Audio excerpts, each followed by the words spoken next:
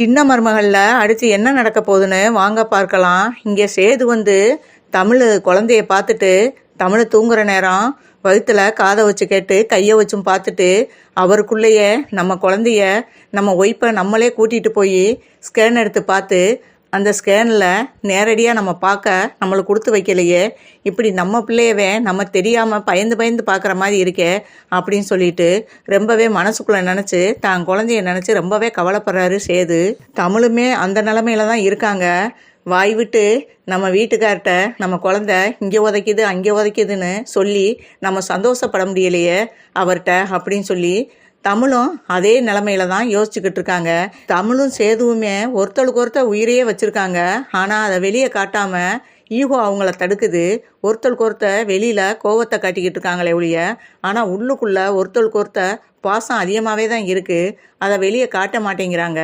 Medical காலேஜில் இருந்து Kalpana madam ராசாங்கத்தை பார்க்குறதுக்கு வீட்டுக்கு வர்றாங்க. அங்கே வீட்டில் எல்லாருமே ஹாலில் தான் இருக்காங்க. ராசாங்கத்தை பார்த்ததும் சார் உள்ளே வரலாமா அப்படிங்கிறாங்க. வாங்க டாக்டர் வாங்க உள்ளே வாங்க அப்படின்னு சொல்லிட்டு உட்கார சொல்கிறாங்க. அதுக்கப்புறம் சொல்கிறாங்க, சார் உங்கள்கிட்ட ஒரு முக்கியமான விஷயமா பேசலாம் தான் வந்தேன் அப்படின்னு சொல்லவும் அவர் கேட்குறாரு, என்ன இந்த பாராட்டு விழாவை பற்றி பேசுகிறதுக்காக தானே வந்திருக்கீங்க, அதான் அன்னைக்கே நான் சொல்லிட்டேனே அப்படின்னு சொல்கிறாப்புல. இல்லைங்க சார், அதை பற்றி நான் பேச வரல. எங்கள் மெடிக்கல் காலேஜில் ஸ்கேன் செக் பண்ணுற கருவியெல்லாம் புதுசாக இறக்கியிருக்காங்க. அந்த ஸ்கேனில் செக் பண்ணுறதுக்காக தமிழ்ச்செல்வியை தான் நாங்கள் சூஸ் பண்ணியிருக்கோம். அதனால் அந்த குழந்தைய பார்க்குறதுக்கு எல்லாருமே ஆர்வமாக இருப்பீங்க. ப்ரைவேட்லாம் நீங்கள் பார்த்தீங்கன்னா வெளியில் அந்த குழந்தைய உங்களால் பார்க்க முடியாது. டாக்டர் சொல்கிறது தான் உங்களால் கேட்க முடியும். இங்கே அப்படி இல்லை.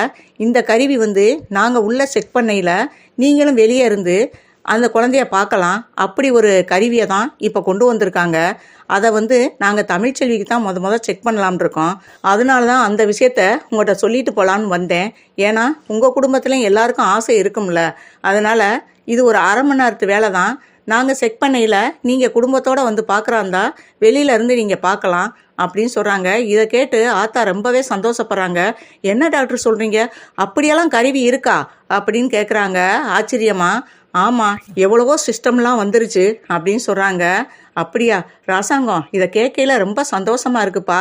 நான் ஏற்கனவே பார்த்துட்டேன். இருந்தாலும் இன்னொருத்தையும் நம்ம வெளியிலேருந்து பார்க்கலாம்னு சொல்லியிருக்காங்கல்ல. அதனால் நம்ம எல்லாரும் குடும்பத்தோடு போய் அந்த ஸ்கேன் ரிப்போர்ட்டை வெளியிலேருந்து நம்ம பார்க்கலாம்ல. உள்ள தமிழ்ச்செல்வியை செக் பண்ணிடல, நம்மளுக்கு வெளியில் குழந்தைய பார்த்துக்கலாம்ல அப்படிங்கிறாங்க. எனக்கும் ஆசையாக தான் இருக்காத்தா அப்படிங்கிறாப்புல.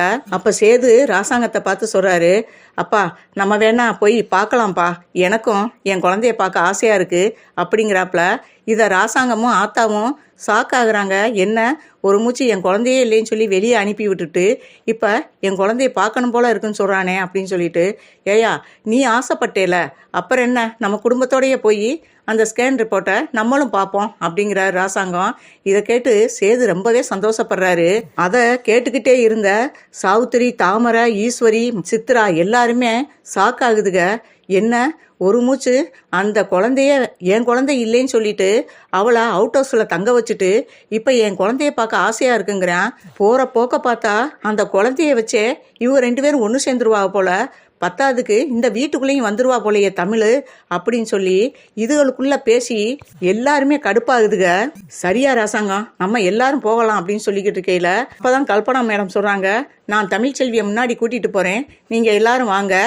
வந்ததுக்கு பின்னாடி நான் செக் பண்ண ஆரம்பிக்கிறேன். நீங்கள் உங்கள் குழந்தைய வெளியிலேருந்தே நீங்கள் பார்க்கலாம் அப்படின்னு சொல்லவும் சரின்ட்டு அதே மாதிரி தமிழ்ச்செல்வியை கூட்டிகிட்டு போகிறாங்க. தமிழ்ச்செல்வியை கூட்டிகிட்டு போய் அதே மாதிரி அங்கே கேன் சென்டரில் செக் பண்ண ஆரம்பிக்கிறாங்க. இவங்க எல்லாருமே வெளியே நின்று பார்க்குறாங்க. குழந்தை நல்லா துள்ளுறது முன்றது எல்லாமே அந்த ஸ்கேனில் தெரியுது.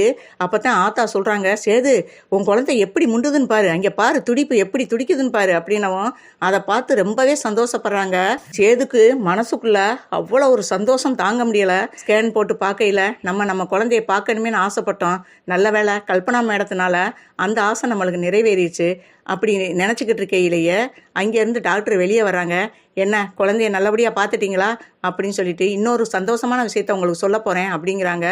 என்ன மேடம் அப்படின்னு சொல்லவும் உங்கள் மருமக தமிழ்ச்செல்வி வகுத்தில் இருக்கிறது ரெட்டை குழந்தை அப்படிங்கிறாங்க. இதை கேட்டு ரொம்பவே ஷாக் ஆகுறாரு ராசாங்கம் சேது. என்ன சொல்கிறீங்க டாக்டர் அப்படின்னு ஆச்சரியமும் அதிர்ச்சியோடையும் கேட்குறாரு ராசாங்கம். அப்போ தான் சொல்கிறாங்க, ஆமாம் தமிழ்ச்செல்விக்கே இது தெரியாது.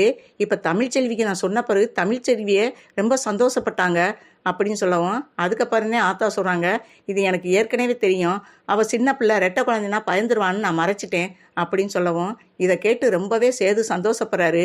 நமக்கு ரெட்டை வாரிசு வரப்போதா அப்படின்ட்டு அவர் மனசுக்குள்ள அவ்வளோ ஒரு பட்டாம்பூச்சி பறக்க ஆரம்பிக்குது சேதுக்கு.